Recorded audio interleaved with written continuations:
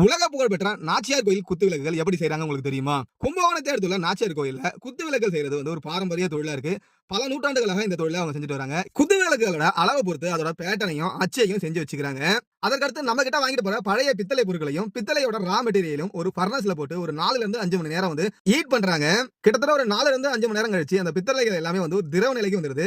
அத ஒரு பெரிய கரண்டி போல இருக்கு. அது வழியா எடுத்து அவங்க ஆல்ரெடி செஞ்சு வச்சிருக்க அச்சில ஊத்துறாங்க. அச்சில ஊத்தி ஒரு 1/2 மணி நேரம் கழிச்சு அவங்க வார்ப்பெடுத்த அந்த குத்து விளக்குகளை எடுக்கிறாங்க.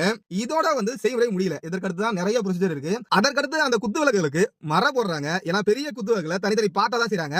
அதை ஜாயின் பண்றதுக்கு மர போடுறாங்க. மர போட்டதுக்கு அப்புறம் அந்த குத்து விளக்குகளை பாலிஷ் பண்றாங்க. நல்லா ஷைன் பண்றாங்க. ஷைன் பண்ணதுக்கு அப்புறம் அதற்கடுத்து அந்த குத்து விளக்குகள்ல அவங்களுக்கு தேவைக்கேற்ற போல டிசைன்ஸ் பண்றாங்க.